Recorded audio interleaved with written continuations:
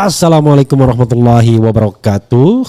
Sobat RH sekalian, jumpa lagi kita di channel yang keren ini, keren cadas.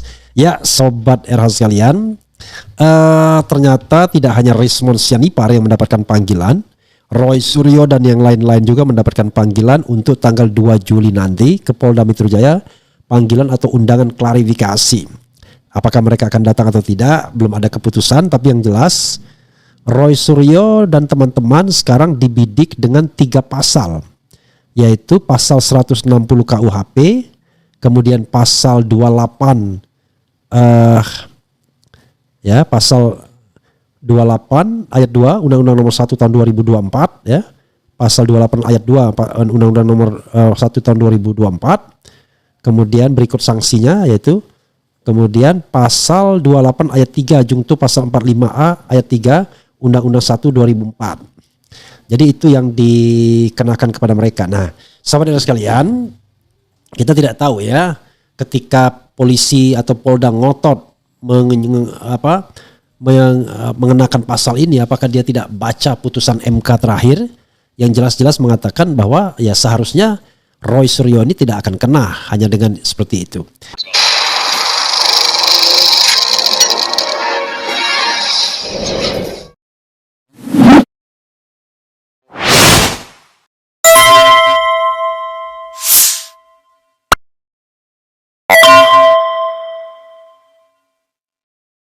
Sebagaimana dilansir oleh Tribun News misalnya, ada 2 objek perkara dalam laporan Jokowi soal ijazah. Roy Suryo, trik biar tak tunjukkan ijazah. Oke, ini soal triknya itu, tapi yang disinggung Roy Suryo itu pasal 160 KUHP tidak bisa diproses untuk Roy Suryo.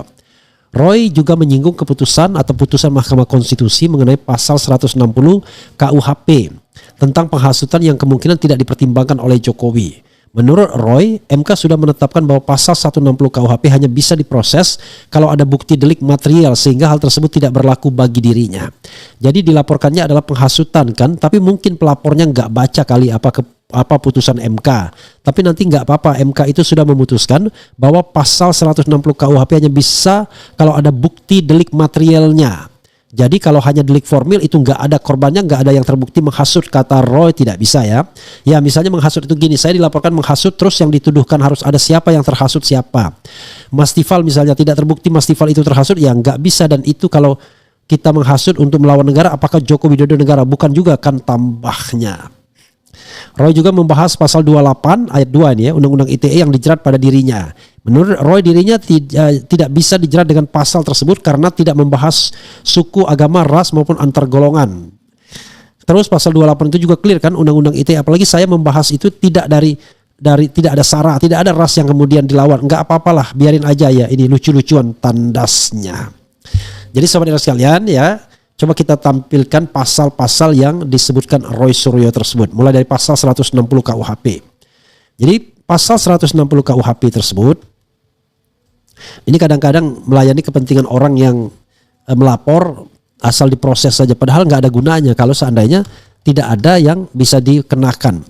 Jadi pasal 160 KUHP bunyinya adalah kurang lebih ya,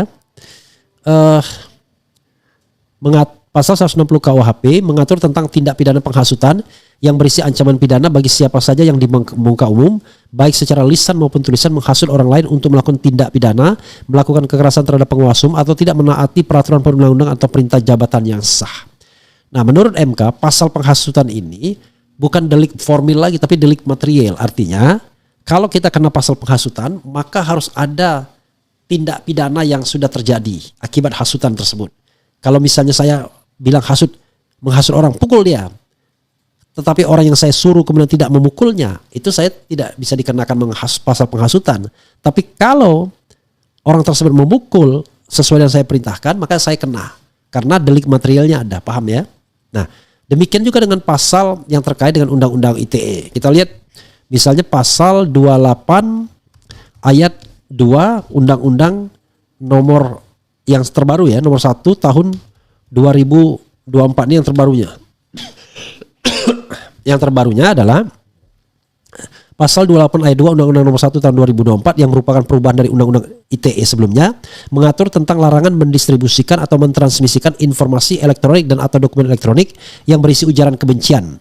Lebih spesifik, pasal ini melarang penyebaran informasi yang sifatnya menghasut, mengajak atau mempengaruhi orang lain untuk menimbulkan rasa kebencian atau permusuhan terhadap individu dan atau kelompok yang masyarakat tertentu berdasarkan tidak hanya sara ya, suku, agama, ras, antar golongan, kemudian lebih spesifik lagi yang terkait dengan golongan disabilitas dan lain sebagainya. Jadi jauh lebih spesifik ya, hanya tidak ada lagi ya sara, hanya antar golongannya itu sudah diganti. Kita temukan dulu pasalnya sebenarnya sekalian. Jadi tidak bisa Roy Suryo dikenakan pasal-pasal yang sembarangan lagi ya. Nah ini pasal 28 ayat 2 ya. Bunyinya begini. Setiap orang dengan sengaja dan tanpa hak mendistribusikan dan atau mentransmisikan informasi elektronik dan atau dokumen elektronik yang sifatnya menghasut, mengajak atau memengaruhi orang lain sehingga menimbulkan rasa kebencian atau permusuhan terhadap individu dan atau kelompok masyarakat tertentu berdasarkan ras, ya, kebangsaan, etnis, warna kulit, agama, kepercayaan, jenis kelamin, disabilitas mental atau disabilitas fisik. Itu nggak bisa dikenakan kepada Roy Suryo karena Roy Suryo sama sekali tidak bicara soal ini. Lalu ayat 3-nya, setiap orang dengan sengaja menyebarkan informasi elektronik dan atau dokumen elektronik yang diketahuinya memuat pemberitahuan bohong yang menimbulkan kerusuhan di masyarakat. Nah ini pemberitahuan bohong ini sobat sekalian ya, itu hanya menurut putusan MK itu harus kerusuhan yang timbul itu harus kerusuhan yang bersifat aktual, bukan hanya virtual. Jadi kalau berdasarkan ketentuan ini tidak bisa dikenakan kepada Roy Suryo dan kawan-kawan. Pasal 160 KUHP tidak bisa dikenakan. Pasal 28 ayat 2 Undang-Undang Nomor 1 Tahun 2024 tidak bisa dikenakan. Pasal 28 ayat 3 Undang-Undang Nomor 1 2024 tidak bisa dikenakan juga. Jadi begitu ya, jelas ya itu apalagi ancaman hukumnya sampai 6 tahun segala. Jadi sobat sekalian, pasal-pasal ini tidak bisa dikenakan from the beginning. Kecuali kalau Roy Suryo bicara tentang suku ya, agama, ras, golongan golongan disabilitas dia. Kemudian dia menyinggung soal kebangsaan ya, etnis, warna kulit ya.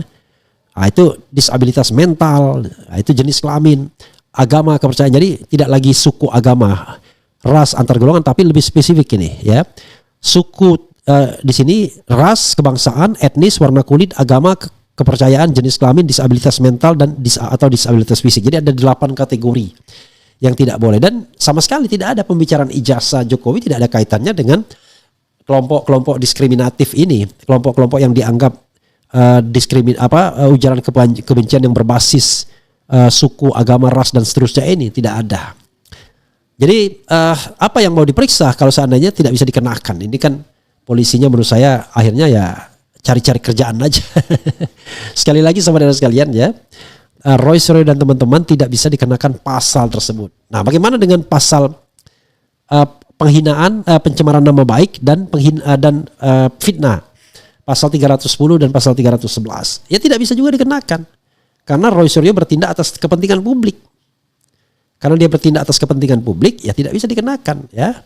Tetapi ya suka-sukanya dialah ya. Kalau kita bicara suka-suka ya agak berat juga negara ini ya.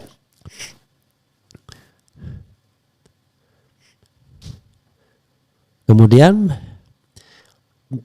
kalau misalnya dikenakan juga pasal 27A misalnya ya, undang-undang, setiap orang dengan sengaja menyerang kehormatan atau nama baik orang lain dengan cara menuduhkan suatu hal dengan maksud supaya hal tersebut diketahui umum dalam bentuk informasi elektronik atau dilakukan elektronik yang Jadi pasal 27A itu adalah menyerang kehormatan. Nah, untuk menyerang kehormatan itu MK juga sudah mengatakan pasal 27A ini ya, tentang pencemaran nama baik, menyerang kehormatan dan lain sebagainya hanya bisa dikenakan tidak untuk pejabat publik. Nah, pertanyaannya adalah Jokowi masih pejabat publik tidak? Dia masih pejabat publik di Danantara kan? Sehingga sebenarnya tidak bisa juga dikenakan. Hanya memang dalam panggilan respon pasal 27A ini tidak ada. Pasal 27A adanya di laporan Jokowi. Jadi Jokowi itu bawa 5 pasal. Sementara orang-orang yang nggak jelas ini bawa pasal lain tambahan, pasal 160, pasal 28 ayat 2 dan pasal 28 ayat 3. Jadi sobat sekalian, kita lihat saja ke depannya apakah polisi akan berani dalam tanda kutip menersangkakan Roy Suryo dan kawan-kawan, ataukah mereka kemudian hanya berupaya menghindari agar tidak ada pembuktian mengenai ijazah asli atau palsu. Ini yang harus kita lihat ya. Karena kalau kita baca apa yang disampaikan Roy Suryo soal trik menghadapi ini, ya kelihatan betul sesungguhnya bahwa upaya Jokowi adalah menghindari agar tidak ada yang namanya pembuktian tentang ijazah palsu atau tidak. Itu sebenarnya yang mau dia hindari. Apalagi kondisinya sekarang ini ada macam-macam isu ya. Isu pasar pramuka lah, isu yang terkait sarjana muda lah, isu yang terkait pengumuman kedaulatan rakyat dan lain sebagainya. Begitu saudara sekalian ya. Jadi sekali lagi, buat apa dipanggil kalau seandainya pasal yang dikenakan itu atau dibidikan itu nggak berlaku buat Roy Suryo dan kawan-kawan. Jadi pasal 160 nggak berlaku karena tidak ada delik materialnya. Kemudian pasal 28 ayat 2 tidak berlaku karena Roy Suryo tidak bicara berdasarkan masalah suku, agama, ras, kebangsaan ya. Kemudian kelompok disabilitas mental dan fisik ya, agama, kepercayaan dan lain sebagainya. Tetapi murni hal yang sifatnya umum saja, tidak mendiskreditkan hal-hal yang disebut dalam 8 kelompok tadi. Kemudian mengenai kalau dikaitkan dengan berita bohong yang memunculkan kerusuhan, maka putusan MK sudah mengatakan kerusuhan itu harus aktual, bukan virtual. Kalau dikaitkan dengan menyerang kehormatan, itu pasal ini tidak berlaku untuk pejabat publik. Jadi begitu saudara sekalian ya, mudah-mudahan polisi memahami ini dengan baik. Kita selesaikan ya dengan berita bohong. Wassalamualaikum warahmatullahi wabarakatuh. Keren, cerdas, ciao.